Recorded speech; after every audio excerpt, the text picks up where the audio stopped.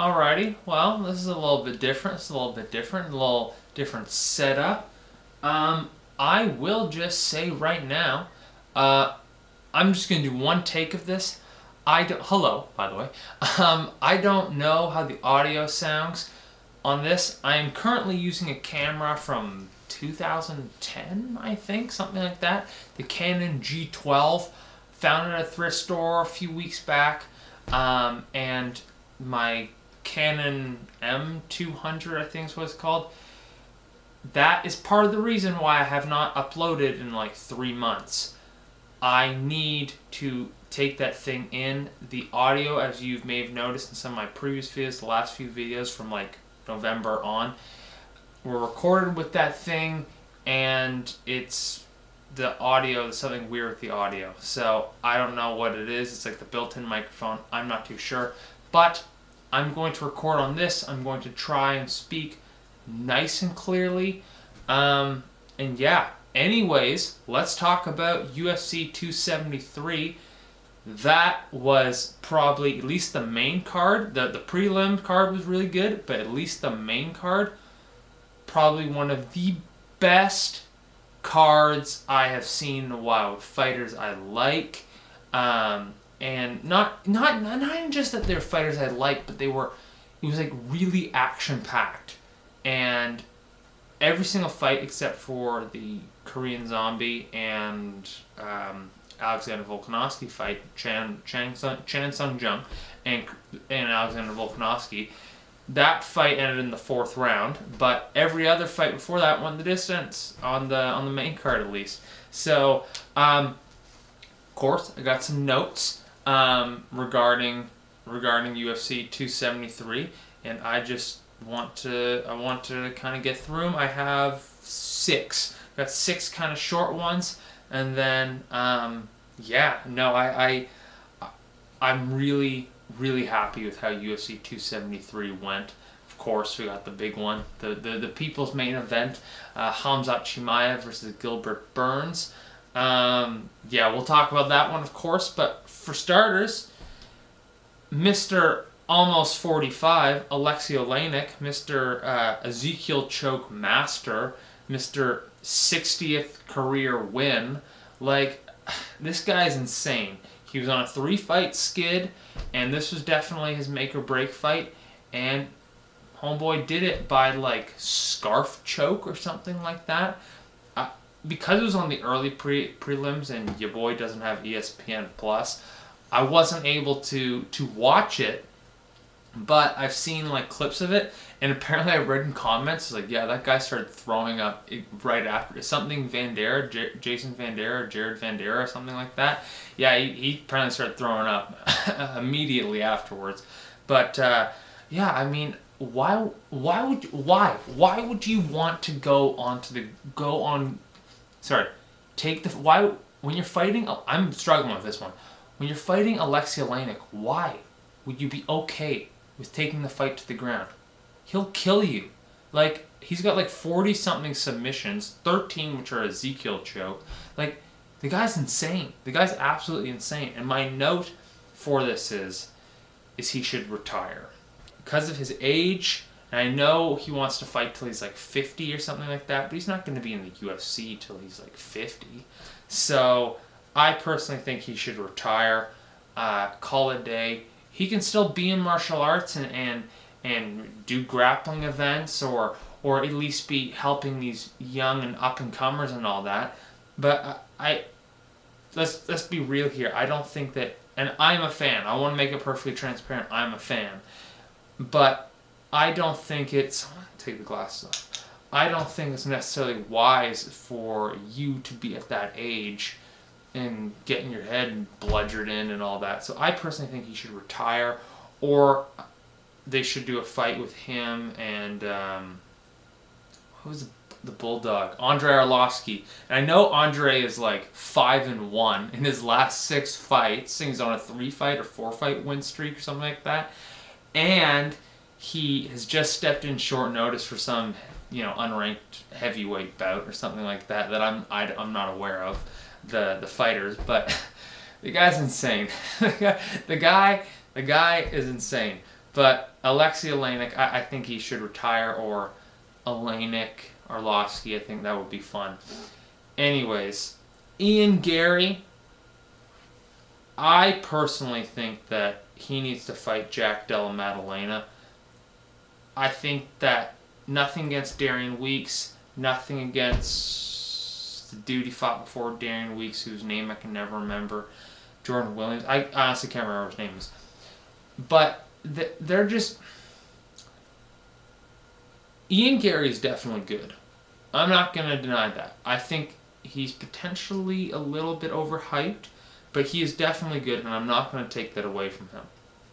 I personally think he needs to fight somebody who is on his level, or maybe just a bit below, or just a bit above.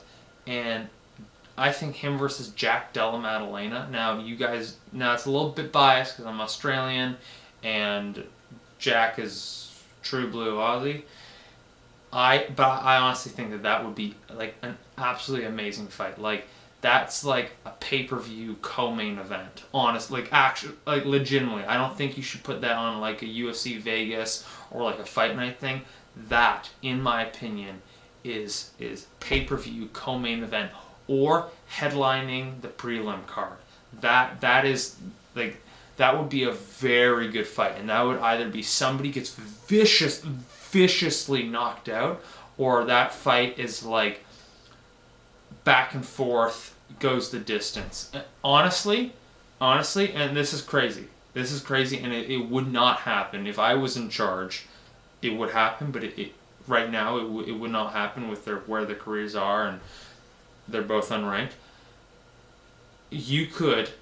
I'm serious, you could have that as like headlining a fight night, or at least a UFC Vegas. I honestly think you could, and I think it would absolutely shoot those guys into the stratosphere of fame. But honestly, I think you could.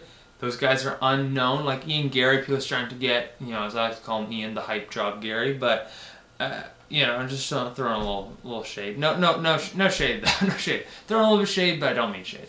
I honestly think that Ian Gary and Jack Della Maddalena, co-main event, headlining a prelim, or a fight night main event. That third one would not happen, at least right now. But I'm telling you, those guys, the day that those guys cross, that it's this moment that you, the viewer, you're seeing this right now. The moment that you, the viewer, find that Della Maddalena and Gary have a fight, just know that I am jumping for joy, and my stomach is churning at the same time. But just know the level of pure excitement that is bursting in me, because I want that fight so bad. Because I honestly think Jack would beat the brakes off of him. Just watching that absolute insane just fisticuffs fight that he had with Angelosa or something like that, in his fight that he had to get into the UFC on Dana White's Contender Series. Jack, that fight was so freaking good. Anyways, that fight needs to happen. It's why is not? I don't think Jack's got a fight. Well, maybe he does, and he hasn't announced it yet. But that fight needs to happen. Freaking July, August, somewhere in there. Let's go. That would be a good fight. Anyways, next one. Mark O. Madsen, another guy who I absolutely love. I absolutely love Mark Madsen. He needs to fight Gregor Gillespie. I don't like Mark is 12-0. No losses. He is 37, coming on 38. He needs to fight Gregor Gillespie. Honestly, or like Carlos Diego Ferreira. Please do not give him Mateusz. Mateusz Gamrot that wouldn't go well for Mark. But hey, I said that the same about Vince Pichel. I honestly thought he was going to lose the Vince Pichel fight. He didn't, thank God. But I honestly thought that he was gonna lose the Vince Pichel fight. So And he didn't, but yeah, I think Marco Madsen versus Gregor Gillespie, because Gregor Gillespie, he doesn't. He's Gregor Gillespie is like a pillow. You use him once a day. Gregor, you use him once a year. The guy fights once a year, and that was an incredibly strange analogy I just used, but I'm not wrong. You use Gregor once a year. Use a pillow once a day, not once a year. But you see what I'm saying here? Infrequently, I don't know, something on Netflix. I don't know. He is incredibly infrequently used, and I think that's ridiculous. Gregor, you're ranked number 11 or something like that, or 12, or frickin', you're within the top 15, 10 to 15. You need to be used. Like, I heard something when he beat Carlos last year. He was saying, I want to go for the title, and I know I'm not no spring chicken anymore. Then fight. How about that? Unless you're injured, then I'm going to leave you alone.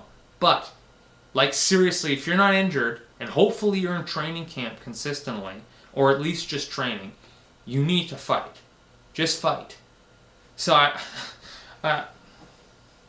you guys know how I feel about Gregor. You definitely know how I feel about Mark, but Gregor, it's just so frustrating. It is so frustrating. Anyways, next, Khamzat Chimaev should fight the winner of Luque versus Muhammad, not Colby. Colby is absolutely, without a doubt, number 2 to Kamaru Usman, period, end of sentence. I could end the video here and everybody would agree with me. Absolutely. He is number 2 to Usman. And he's a hard night out for anybody. Khamzat Chimaev versus Colby Covington will probably be next. But based off, like, that, let's be honest, Gilbert Burns versus Khamzat Chimaev was the fight of the year. You know, if there was no more fights for 2022 for the UFC, Khamzat Chimaev versus Gilbert Burns would be the fight of the year. Mark my words. Seriously. That fight was so good. I don't think that, like, just seeing how Khamzat was sort of gassing a little bit, even though he won and really pulled through in the third round. He definitely lost the second round, but even though Khamzat was really pulling through in the third round, like, Colby Covington is a cardio machine. And I understand, Khamzat, you're a really good wrestler and you're a good striker as well, but I just think that you need, Khamzat, as of today, he's ranked number 3. I honestly think he needs to fight the winner of Muhammad versus... Yeah, the winner, yeah. He needs to fight the winner. Yeah, he needs to fight the winner of, because he's in the win column, he needs to fight the winner of Muhammad versus Luque, and Gilbert needs to fight the loser of that fight. And then, yeah, if Khamzat wins, he fights Colby. If Khamzat wins, he fights Colby. Yeah, you guys see what I'm saying. So, I think Luque is going to flatline Bilal Muhammad, to be honest with you. So I think Khamzat Chimaev versus Vicente Luque, sign me the frick up. Oh my gosh. Grappling, striking, what more could you ask for? I mean, that fight would be so good. And that, right there, that's honestly, like, that's like a UFC fight night all day. You need fans. Apex, I love you, but that is not a UFC Vegas fight. I'm sorry, that is not a UFC Vegas fight. That is like, I mean, you could pay-per-view it, but there's no way they do it for 5 rounds. Well, maybe. Khamzat's a main eventer. Khamzat Chimaev is a main eventer. People will come out to see him. He's at least a co-main. He will never be less than a pay-per-view for, like, the foreseeable future. But you could even do, like, a UFC fight night in somewhere across the states, somewhere like that. Or you could do one, do one in Brazil or Sweden. Vicente Luque versus Khamzat Chimaev. Yeah, that would be very big. That would be very, very big. I hope the UFC watches my videos. I know they don't, but I hope they do, because you know what? I'm doing the whole acting thing, but if I was offered a job, I would take a micro sabbatical and just work for the UFC. Trust me, I would. Someone send this to Dana or Hunter Campbell or Mick, whatever his name is. Mick Maynard. Is that his name? I don't know. Gilbert Burns is the modern day Yoel Romero of 170 pounds. I forgot I wrote that note. Okay, that is a very weird statement. Gilbert Burns is the modern day Yoel Romero of 170 pounds. It's a weird statement, and this is what I mean by it. Gilbert Burns, 35, almost 36, very tough, very durable, excellent ground game, really good with the stand-up. I'm honestly quite impressed at his stand-up. It's really, really good. I see him being someone like Yoel Romero, where he's like tested with the up-and-comers, and he may win, he may lose, he'll get title shots. I think Gilbert Burns is definitely going into another title shot before his career is over. At least one with his age and his skill level and kind of reaching that second prime that I've talked about in previous videos. I think I talked about it on the podcast I did with Ethan, where they have like a later year, a lot of fighters have a later year prime. I think he'll have at least one more title shot. I feel like if he could do it, if he can get down to 155, I think he has a very real possibility of him versus Islam Makhachev would be a very good fight. I think if he could get down to 155, I feel like he could probably win the title. I just don't see him beating Colby. I don't see him beating Usman again. Fighting Usman again and then beating him. I don't honestly see that happening. But I feel like he could at least work his way up to another title shot, fight some guys below him, and then fight the Bilal Muhammads. Definitely not Vicente Luque, because come on, no one wants to see Vicente Luque versus Gilbert Burns. I mean, some of us probably do. They'll be like, oh, it'll be an interesting fight, but they're friends. Let's leave that alone. They are friends.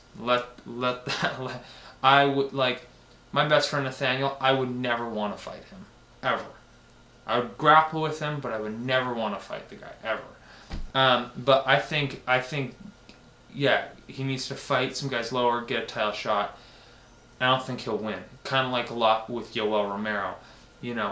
Winning, getting a title shot, and then getting another title shot, and then another title shot.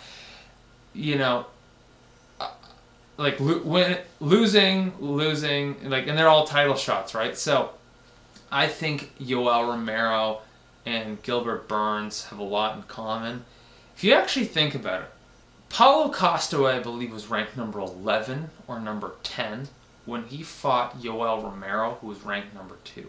Paulo Costa beats Yoel Romero and gets a title shot, if I am not mistaken. Yeah, and then gets a title shot.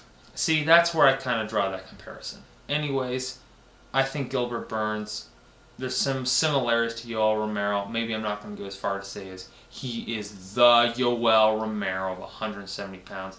I think there are similarities to be drawn, and that's about it. Next point. Alexander Volkanovski is the Israel Adesanya of 145 pounds. Not saying that solely because, they train together or anything like that. That guy's on a 21 fight win streak now? Something like a 21 fight win streak. That's insane. Anderson Silva didn't do that.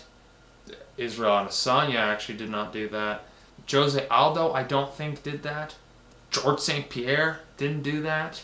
I mean, okay, Khabib did, but, anyways, he did a 29 fight win streak. You know what I mean? That's really crazy. 21 fights and be so dominant. The Korean Zombie, do I think he's at the level of Alexander?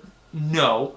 TKZ is still a good fighter, and he's still a hard night out for anybody. He beat the brakes off Dan Ige.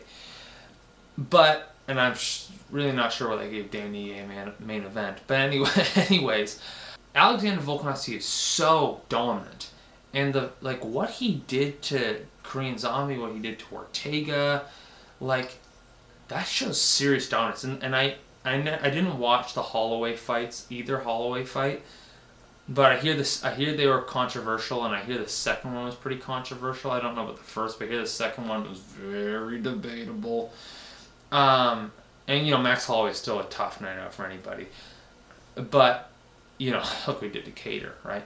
But honestly, I think that the very fact that he can start picking and choosing his fights and being in control, driving his career, not just like someone calling up like, hey, would you like to fight so and so? Hey, would you like to fight so and so? Him saying, I choose you, I choose you, I choose you.